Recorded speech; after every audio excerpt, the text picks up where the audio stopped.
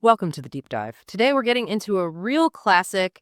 Dr. Joseph Murphy's The Power of Your Subconscious Mind came out way back in 1963. And still holds up What? remarkably well. That 4.7 rating isn't for nothing. Exactly. So our mission today is figuring out how this book actually, helps you change things, change your life by working with your subconscious thoughts. Yeah, and what was so interesting, especially for that time, was how Murphy, who had a ministry background, framed these, spiritual ideas as almost psychological laws, universal ones. Ah, okay. Not strictly religious then. Not necessarily. He Sure. blends that spiritual insight with practical psychology. Right. Gives you actual techniques, case studies too. It makes these big ideas about the mind's power accessible to pretty much anyone. Right. So it's about unlocking potential for what? Healing, success? Healing, success, just genuinely living better. That's the promise. Okay, let's unpack this. Starting with that core idea, the subconscious mind. He calls it a non-judgmental servant. What does that mean in practice? It's fundamental.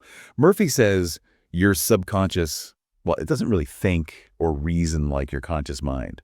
It doesn't judge. Okay. It just acts. It acts on whatever you feed it consistently, whether that's through strong belief or vivid imagination. So positive stuff, negative stuff, doesn't care. Doesn't differentiate. It takes you literally, as Murphy puts it. Whatever you impress upon it, it works to manifest in your reality. Your subconscious mind takes you literally. Wow. That's almost a bit intimidating when you think about negative self-talk. It highlights the importance of what we're dwelling on, definitely. So this connects to how our beliefs shape our reality. What does Murphy call that? He calls it the law of belief. It's straightforward, really. Your belief system is the blueprint for your experience. So if you truly, deeply believe something, And accept it emotionally, yeah. Whether it's about your health, your finances, relationships, whatever, your subconscious gets to work making it happen. The message is basically change your beliefs, change your destiny. but what if circumstances are tough?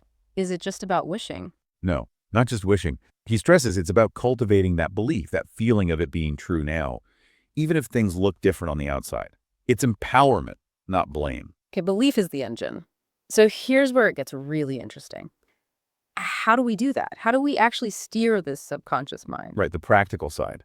This is where mental repetition and visualization come in. Affirmations and picturing things. Exactly. Consciously repeating positive statements, affirmations, or creating really vivid mental movies of your desired outcome, feeling it as if it's already real. And the subconscious just buys it. Over time, with consistency and feeling, yes, it receives those repeated images and affirmations as instructions. Then it starts almost automatically finding ways to make your external reality match that internal blueprint. He gives examples of this. Loads of them. Case studies of people reportedly overcoming illness by persistently visualizing perfect health, affirming wellness until they felt it deeply. So it's like prayer, but maybe broader. He calls it faith-filled prayer, but clarifies it's not necessarily religious. It's about focused thought plus belief plus that emotional acceptance. Your mind doesn't really know the difference between a vividly imagined reality and the real thing. Okay, that makes sense. So what does this all mean for us practically? What are the main techniques we can pull from the book? He lays out a few really clear ones. Affirmations are big, like that famous one, every day, in every way, I am getting better and better. Simple, but potentially powerful if repeated. Right. Then visualization, really seeing and feeling the goal as already done. Engaging the senses in your imagination. Feeling it is key, huh? Absolutely. Also gratitude. Being thankful in advance, feeling the gratitude now for what you desire. That shifts your state immediately. It does. He also recommends sleep programming, giving your subconscious suggestions right as you're drifting off to sleep. Why then specifically? The conscious mind's resistance is lower. The suggestions can sink in more easily. And finally, a really important one, refusal of negativity. Actively catching and stopping thoughts of fear, doubt, worry, consciously replacing them. It takes discipline. I can see how the practical examples would make it hit home. What about downsides? You mentioned it's older, maybe anecdotal. Yeah, strengths are its simplicity, the practical advice, those relatable stories. And its message is pretty universal, works across belief systems. But the weaknesses? Well, it can get a bit repetitive. And like you said, it's mostly anecdotal. If you're looking for hard, peer-reviewed science, this isn't that. Okay. And sometimes, maybe it oversimplifies really complex things like serious illness or trauma. Suggesting positive thought alone is the entire fix, might feel insufficient for some situations. Fair points, though still impressive for its time. Definitely ahead of the curve in many ways. So wrapping up, who should grab a copy of this? Who's it really for?